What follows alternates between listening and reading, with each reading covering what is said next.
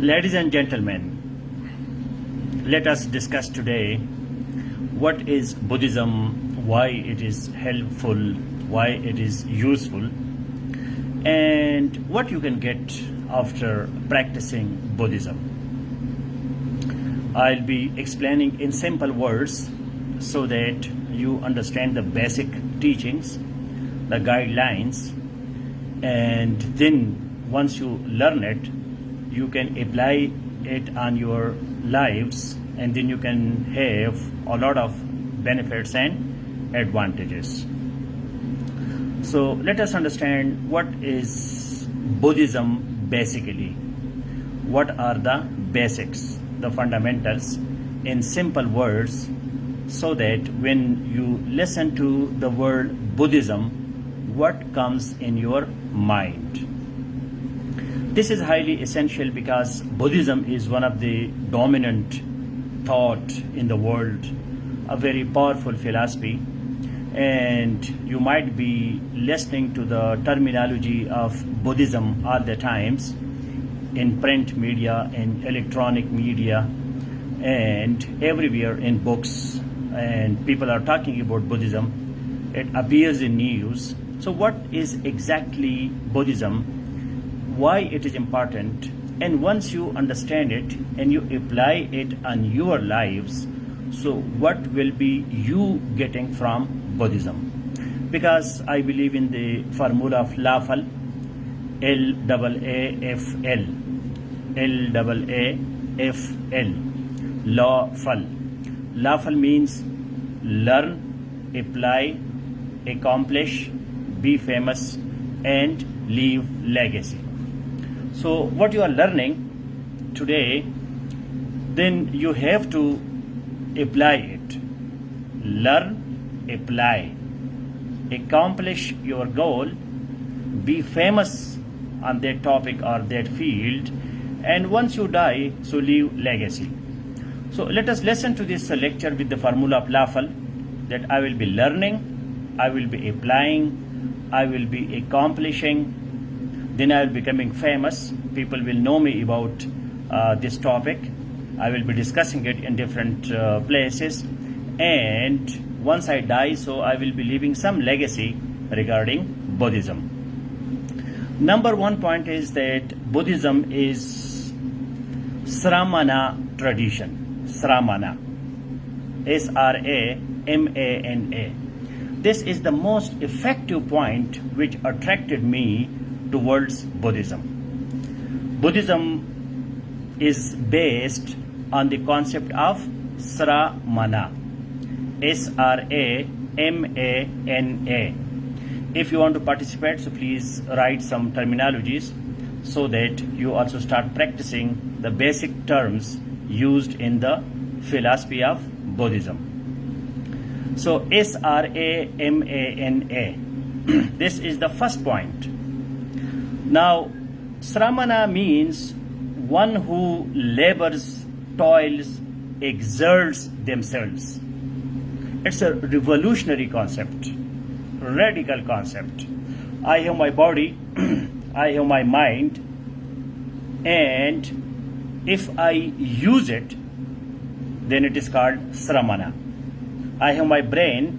Am I using my brain or not? Am I using my body or not?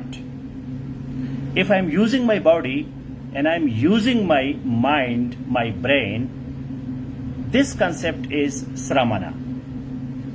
Buddhism is based on this concept that we have our physical entities, our physical existence, we must use it. We have our brain, we must use it. This concept is called Sramana. You have to labor, you have to do hard work, you have to exert yourself. Exert yourself. Exertion. Converting matter into energy. You have to create energy, utilize energy, produce something, create something. So this is a philosophy of dynamism. Buddhism is not a religion because it does not have any concept of God. It was given by a person, a man, and for human beings, the focus is self, your humanity, your human existence. There is no need of attachment with any supernatural entity. That's why Buddhism is a philosophy, it is a way of life, it is a kind of psychology, and it is also related to your life coaching. For example, this one concept of sramana, that I have to use my body, I have to use my brain, I have to go for exertion, I have to utilize my energy in a productive, meaningful way. So this concept is sramana. Now there are two types of Buddhism. One is spiritual practices and the other is interpreted philosophies. Now it is a little complicated. You have to focus on it, because focus, mindfulness, meditation, that is part of Buddhism, which I'll be explaining later. So listen to it, write the basic terminologies so that you understand it. I said spiritual practices, number one, and number two, interpreted philosophies. There are spiritual practices in Buddhism and there are interpreted philosophies. Philosophy which has been interpreted, which has been explained. So we have to understand that what is that philosophy and what is that spirituality which is offered by Buddhism. Now, spiritual practice means walking a path. Walking a path. When you are going to walk on a path and that path will give you liberation, that path will give you salvation. So this is called spiritual practices. For example, we want liberation, we want salvation, we want success, we want happiness, we want peace of mind. So how can we get it? What are the spiritual practices? So one of the distinguishing feature of Buddhism is that it gives you concrete points, concrete steps. Step number 1, 2, 3, 4, 5. These are the practices, and you have to do these practices, and then you will be getting your result, you will be getting your consequences, and you will be reaching to the goal which is liberation, which is nirvana, which is salvation, which is freedom, the ultimate goal. You will reach there, but you have to take some steps. Without steps, without spiritual practices, you cannot get what you want. So these are some of the spiritual practices which I'll be explaining later. For example, we have the 4 noble truths. We have the 8-fold paths. So there are 4 noble truths. There are 8 steps, 8-fold path. Now, what are the interpreted philosophies? Interpreted philosophy, there is reasoning plus meditation. This is the distinguished feature of Buddhism, that it gives you 2 parallel lines. One is reasoning and the other is meditation. You go for argumentation, you go for analysis, you have to use your analytical skills, you have to philosophize, you have to use your mind, your rationality, your cause and effect, and at the same time you have to do meditation as well. So this is the interpreted philosophy, reasoning plus meditation. And then there are interpretation about phenomenology, about ethics, about ontology, about epistemology, about logic, about time and space. What is time? What is phenomenology? How we should go for ethics? What is epistemology? What is ontology? These are different branches of philosophy. Buddhism has exact teaching on all these branches of philosophy. That's why Buddhism is so attractive, that it has philosophy and it has spirituality. It has reasoning, argumentation, and it has meditation. And we will be discussing some of the points in the later part of the lecture. Now, when you have the concept of the Four Noble Truths, this is the foundation of Buddhism. We have to understand Buddhism because Buddhism was evolved in India, Pakistan. We have places like Swat, Takhbai, Taxila. It is our tradition and it is our archaeology. It is our philosophy. We have to understand that what is Buddhism. It is our own tradition because Buddhism was evolved, Buddhism was promulgated, Buddhism was taught in the lands which are today's India, Pakistan, parts of Nepal. Later on, it was then propagated to China and till Japan and Cambodia, Vietnam and Sri Lanka and so many parts of the world. They practice Buddhism, but Buddhism originated from Pakistan and India. That's why we have to take special interest in it and we should feel proud of it that Buddhism is our tradition. Buddhism is our tradition. Now, what are the Four Noble Truths? Let us remove this shame or hesitation that Buddhism is a religion and I need to be converted to Buddhism and I have to lose or leave my religion. No. Buddhism gives you philosophy, psychology, sociology, it gives you ethics, morality, spirituality, and very, very useful teachings.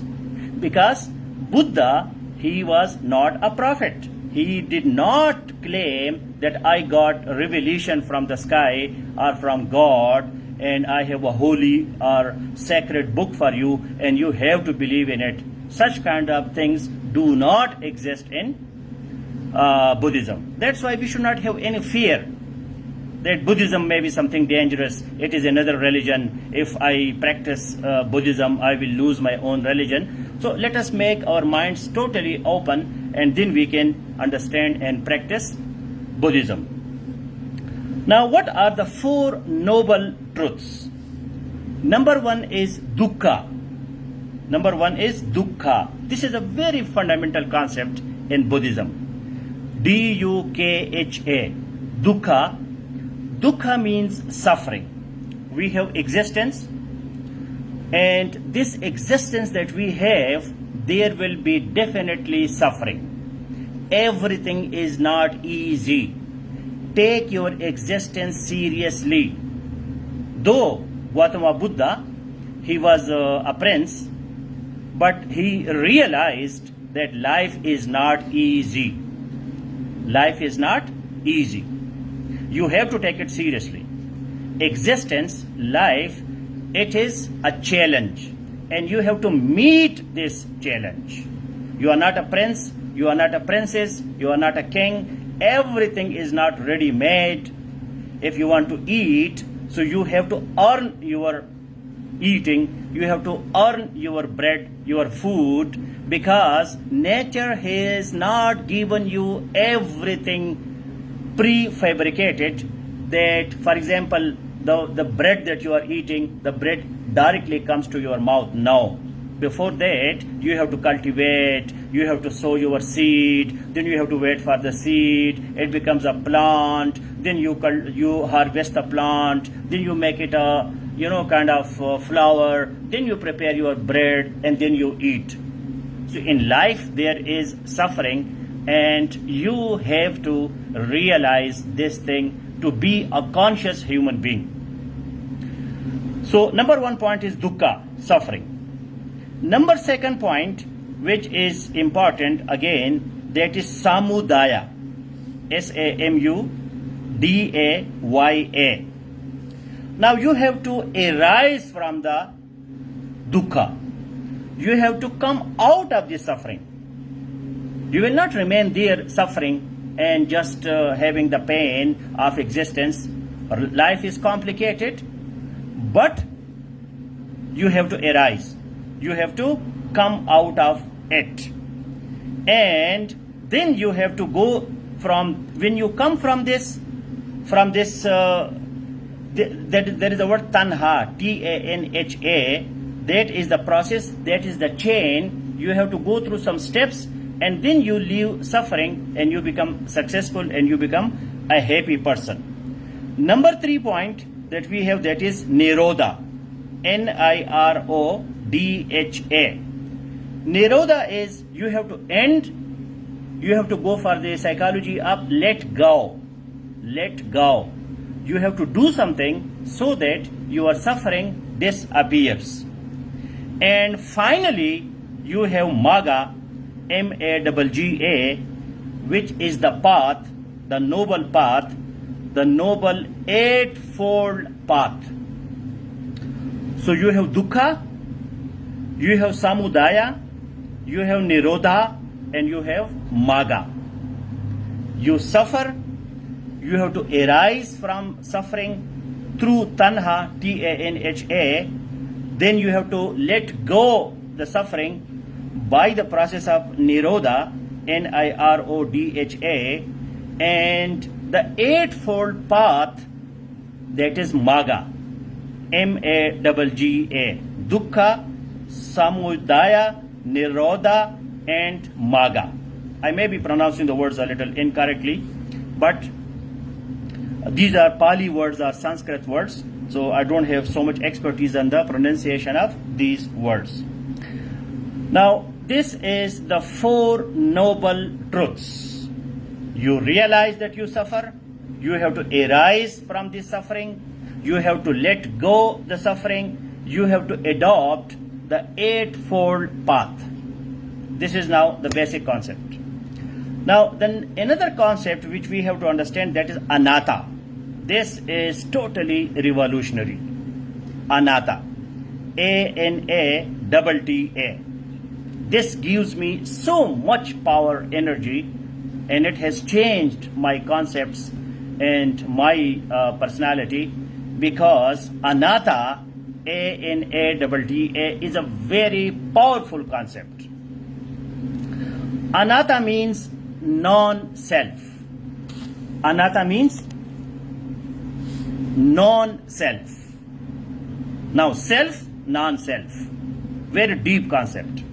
We have to understand it properly. A-N-A-T-T-A. Anatta means non-self. No self. No self doesn't mean that Buddhism does not believe in self. Buddhism does believe in self, but there is a concept, and that is non-self. Non-self means that there is no permanent self, and this gives you tremendous hope. Today you are not feeling well, today you are a failed person, you do not have success in your life, you are not happy, you have a lot of problems, a lot of issues, you have a lot of mental, physical problems, you have depression, anxiety, worries, tension, stress, a lot of issues. Buddhism tells you, look, there is anatta, A-N-A-T-T-A. Anatta means non-self. Non-self means that there is no permanent self. There is no permanent self.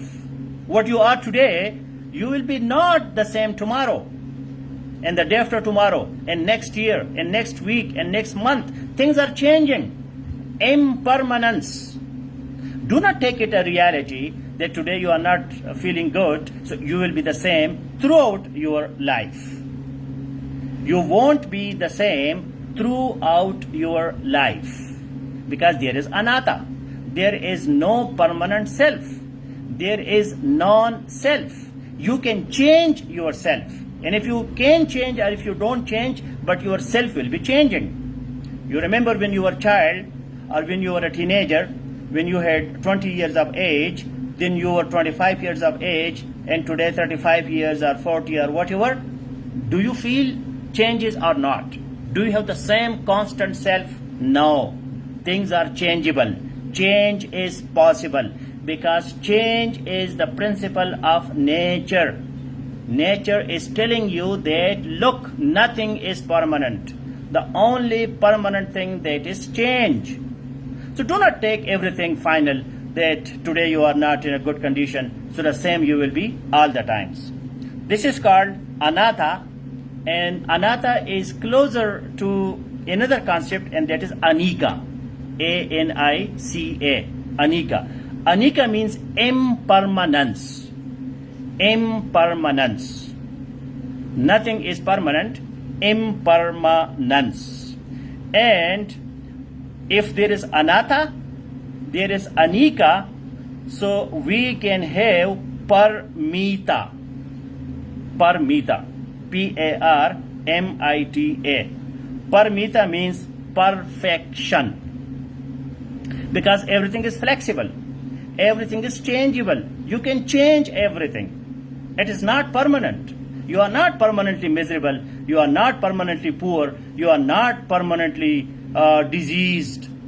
You can change your situation. You can change your circumstances. And we have the three concepts here: anatta, anika, and we have meanwhile another one, that is nirvana and paramita. Paramita. Anatta, anika, nirvana, and paramita.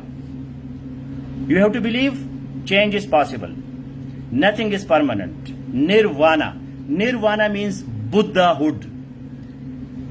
Nirvana, N-I-R-V-A-N-A. This is again a very basic concept in Buddhism. Nirvana. Nirvana means Buddhahood. To be a Buddha. Buddha means enlightened. When you are enlightened, when you get light and you have no more ignorance, that is called enlightenment. The word enlightenment comes from light. We have darkness, and we have light. So there are four concepts: anatta, non-self; anika, impermanence; nirvana, Buddhahood; and paramita, perfection. Once you are enlightened, then you are perfect. Perfection is possible. There are two concepts in Buddhism, that the only enlightened person was Gautama Buddha. But there is another school of thought that no, every person can become Buddha, because every person can get enlightenment. Now, what are the 8 paths that we call it Noble Eightfold Path? This is again the basic of Buddhism. Noble Eightfold Path. You have to make 8 things right, correct, perfect. What are those? Right view. What is your view, or what are you looking at? Daily, when you get up in the morning and you sleep at night, what are your views? What are you looking at? You have to work on it. Resolve. What are your resolutions? What are your promises? Speech. What do you speak usually? Conduct. What is your daily activities, your character, your conduct? Livelihood. What do you eat? Where from you earn your money? What are your financial resources? Livelihood. Effort. Whenever you do something, so what kind of activities you are doing, your effort? Mindfulness. Mindfulness, that how can you ignore present, and how can you indulge in the past and future which do not exist right now? You are a highly stupid person that you ignore present, the current situation, and you remember your past and future. This is stupidity. That's why mindfulness is an indispensable part of Buddhism. And then we have samadhi. Samadhi is meditative absorption or union. When you go through this eightfold process: right view, right resolve, right speech, right conduct, right livelihood, right effort, right mindfulness, right samadhi. Samadhi, that is the meditative absorption or union. Then you become one with the universe. You become one with the nature. Then you become so enlightened, and the word light also means not heavy, that you become so light. You are so, easy because you are enlightened. You do not have darkness. You do not have negativity. You do not have problems. So you get samadhi, samadhi, which is the meditative absorption or union. Now, according to this noble eightfold path, we corrupt our body and mind. Nature gives us excellent body and excellent mind. Body of a child, mind of a child is excellent, outstanding, exceptional, gorgeous, magnificent. We corrupt it. You see, children, they are truthful, they don't tell lies, they are innocent, they are active, they are dynamic, they are doing things in a natural way. But later on, family, society, schooling, peer, friends, they corrupt that beautiful, innocent, pure, original, genuine creation. So this is another concept in Buddhism, that body, mind are corrupted. So you have to do self-observance, self-restraint, and you have to cultivate kindness, compassion, and this is called dhyana or samadhi. As the last point in the eightfold, that is samadhi. So this is the detail of the samadhi, that how can you get samadhi. First you have to realize that you are corrupted by others, maybe by your own self also. You have to realize it. Then you have to observe yourself very closely, what kind of person you are, what are you doing, and then you have to control yourself, self-control. And then you have to cultivate to be kind, to be compassionate, and then you get samadhi. And for this, one more element is required, and that one more element, that is insight.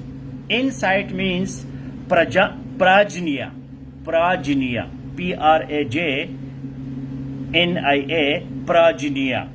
means insight. Not only your habits, your mindfulness, your conduct, your livelihood, your speech, but also you should have some inner spirituality, insight, or wisdom. Now, this is the concept of soteriology in Buddhism. Soteriology. Soteriology. Soteriology means salvation, liberation. We are born with dukkha, we are suffering, our existence has a lot of challenges. We have to get freedom from the challenges of this existence, and this concept is called soteriology. For example, in Catholicism or Christianity, soteriology is that you have to believe in Jesus Christ. Jesus Christ is the Savior. If you believe in Jesus Christ, so you will be liberated. You will get success. Because man is born with original sin. We are sinful right from our birth. This is the concept in Christianity. Now, how to get salvation? Believe in Jesus Christ. While Buddhism says the soteriology of Buddhism, the salvation of Buddhism is the eightfold path. Your view, your resolve, your speech, your conduct, your livelihood, your effort, your mindfulness, and then you get samadhi, meditative absorption or union, because you recognize that your body and mind, these are corrupt. You need self-observation, self-observance, restraint. You have to cultivate kindness, compassion, and then you get samadhi with insight. This is the soteriology of Buddhism, the salvation scheme of Buddhism. How to get success, how to become happy, how to resolve all the problems of existence.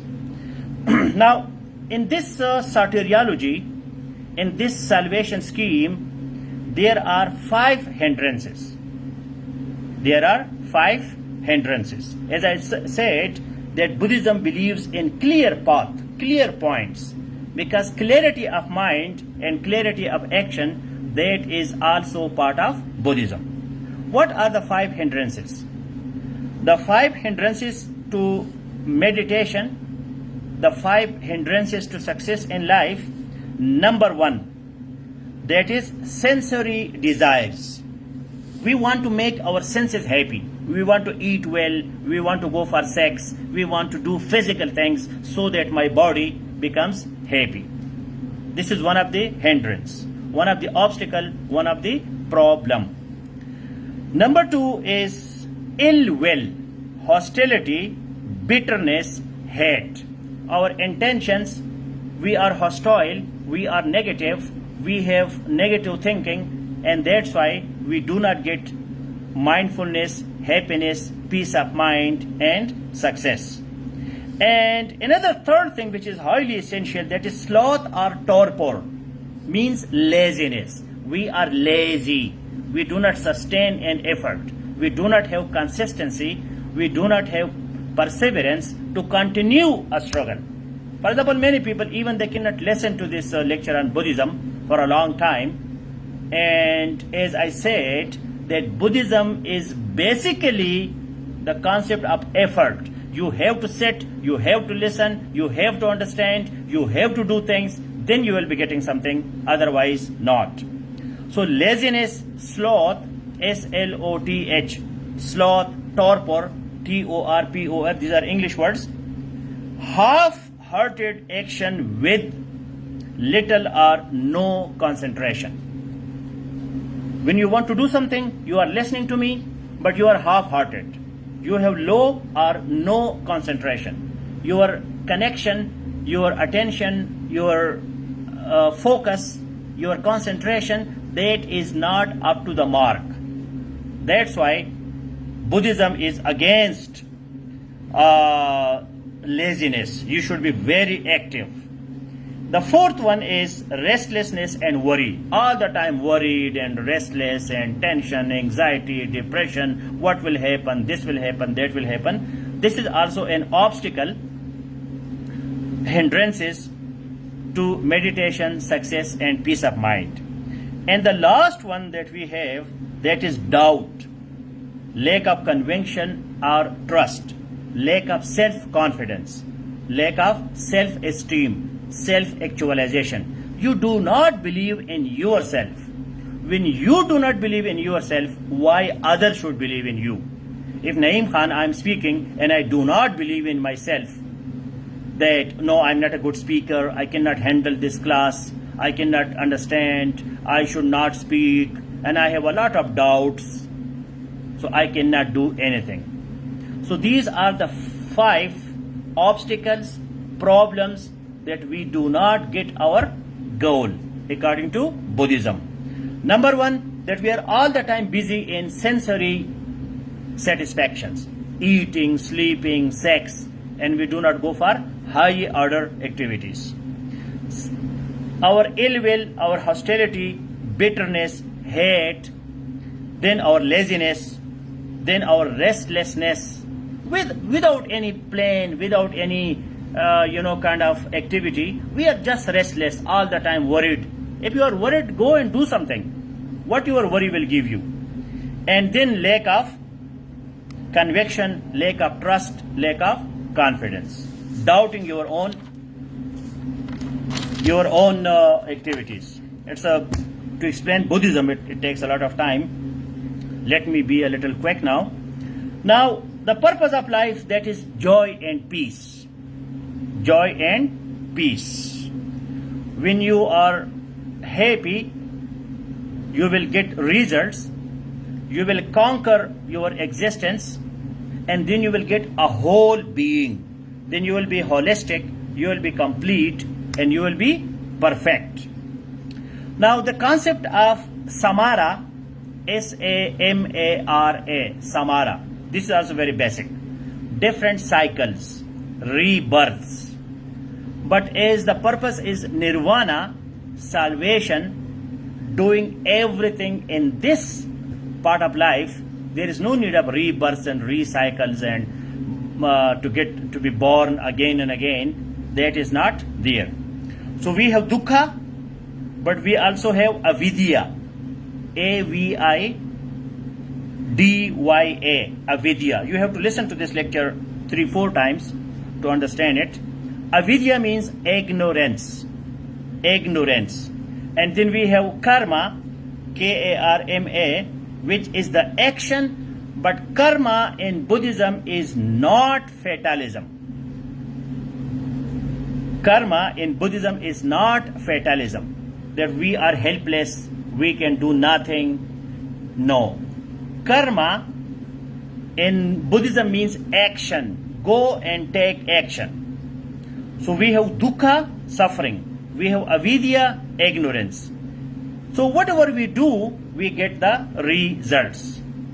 Now, as already I told you that there is no concept of self or soul in Buddhism. So this is called anatta, and the real thing, that is consciousness. You have to be conscious of your existence, and when you have consciousness, then you have Caitanya, and Caitanya will give you phala.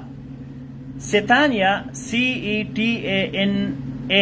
Caitana, means intent. What are your intentions? And phala, Phala, phala means phal, fruit. So when you do something, you will get the result. When you do something, then you will be getting the result. Because in Buddhism, we have the concept of klesha. Klesha. Klesha, we have to finish the klesha, and then we get nirvana. Now what is klesha? Later on you can Google all these terminologies. Klesha.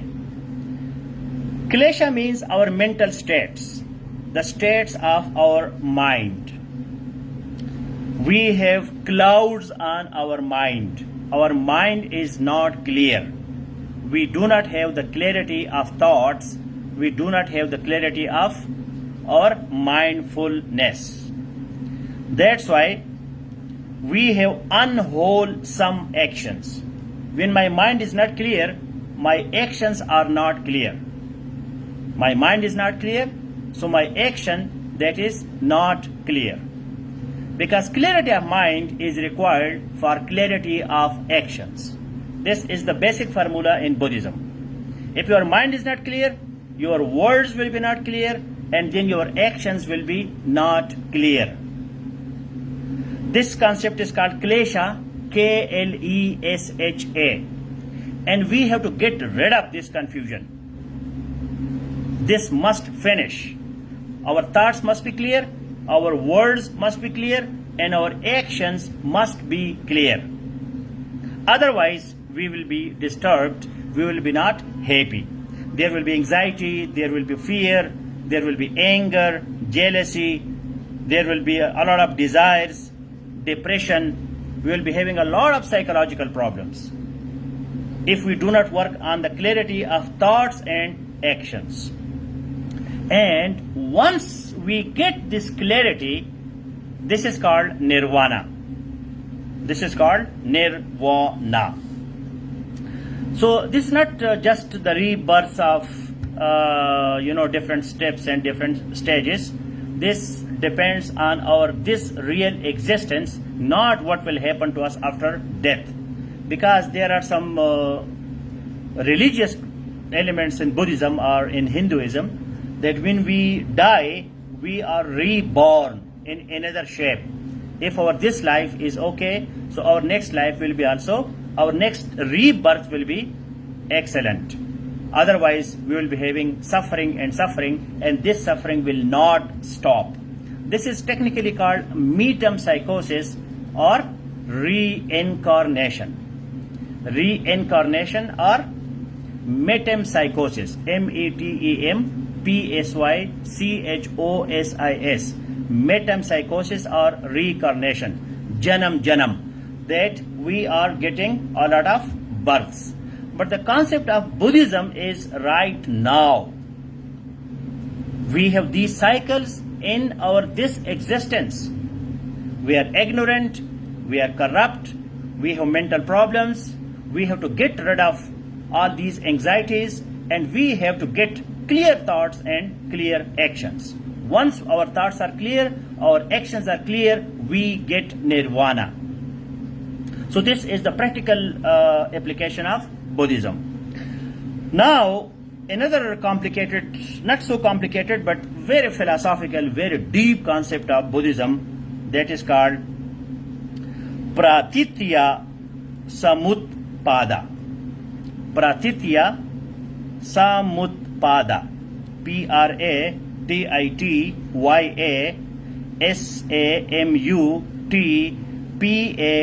Samutpada. Pratitya Samutpada. In English, we call it dependent arising. This is very, very important concept in the philosophy of Buddhism. We have being, we are born with a being, with an existence, then we are becoming a child, a small baby is then showing his or her attitude and behavior and actions. That is called becoming. Then we make our existence, full existence, and then we reach to the ultimate reality. This is the journey of life.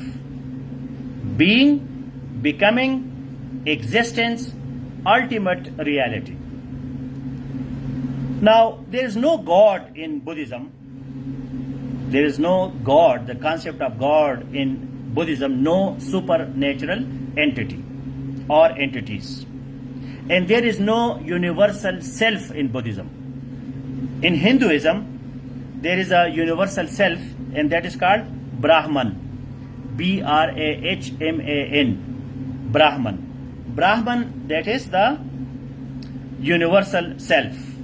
But as there is no concept of Brahman or God in Buddhism, so how this cycle continues? Being, becoming, existence, and ultimate reality. This is explained by the concept of Pratitya Samutpada, dependent arising. That one thing depends on the other. That's why Buddhism is highly practical.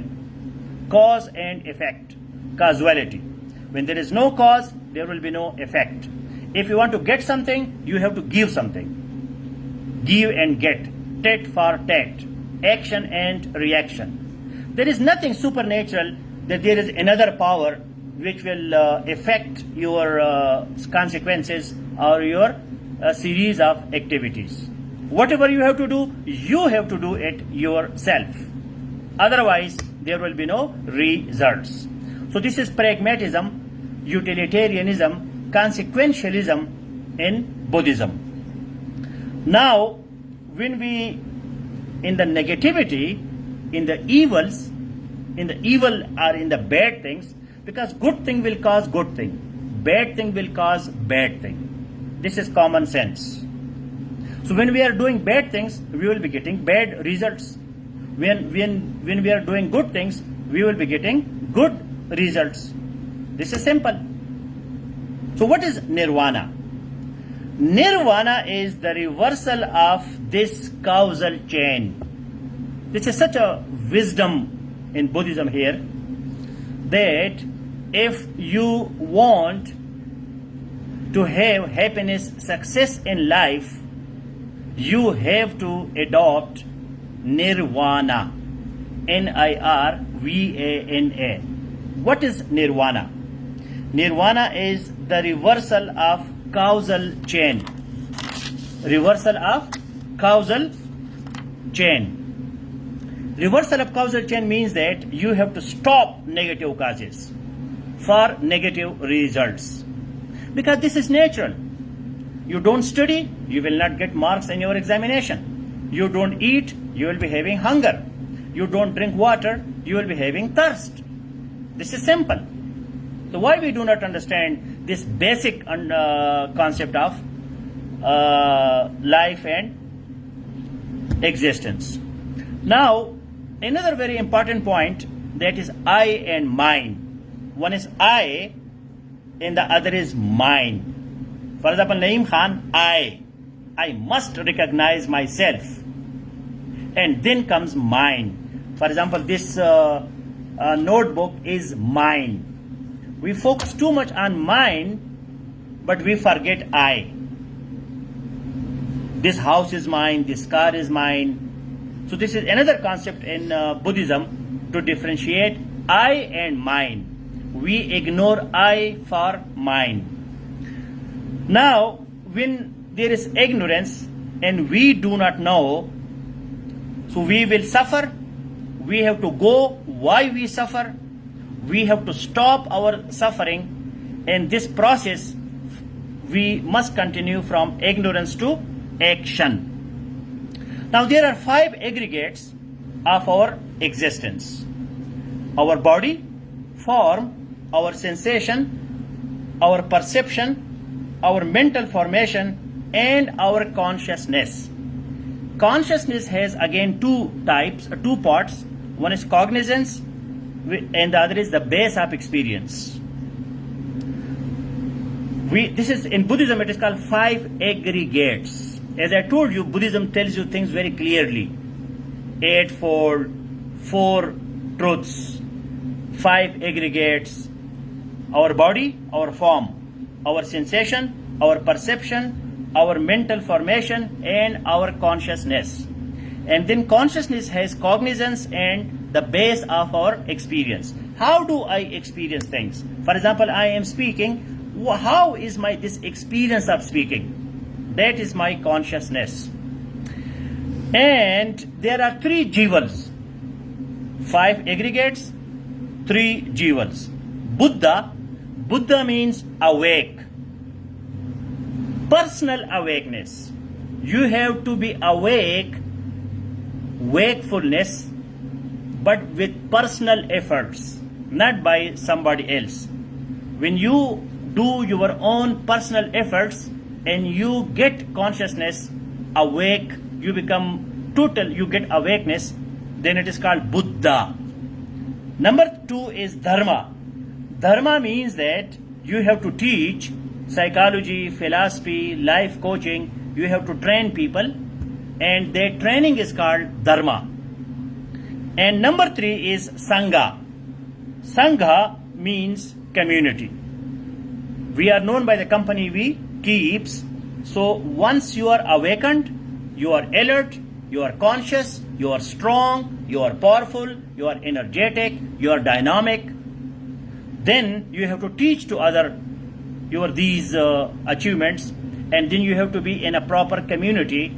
Otherwise, you will be losing your strength and your power. So this is called 3 jivas: Buddha, Dharma, and Sangha. Sangha or Sangha, Sangha. Mindfulness is the product of Buddhism. Present moment, no distraction. How can you forget your present? If you are thinking about your past and future, so you are highly stupid, because something is cash right now available.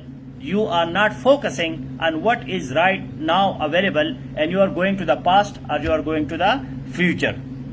Clear comprehension is very important in Buddhism. Clear comprehension. Things must be clearly understood. Otherwise, our knowledge is not complete and we are ignorant. And for this, we also need prajna. Prajna means wisdom, knowledge of the true nature of existence, and we can get it with devotion. So this was my introduction to Buddhism, the basic concepts, the philosophy, psychology, the spiritual path, the interpreted philosophy.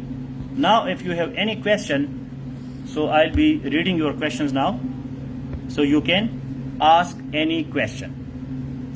Buddha, Dharma and Sangha, Sangha.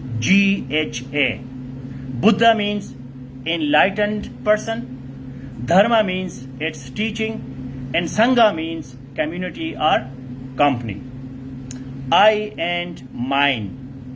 Buddhism is the enemy of ignorance. You cannot remain ignorant. Because if you are ignorant, you cannot be enlightened.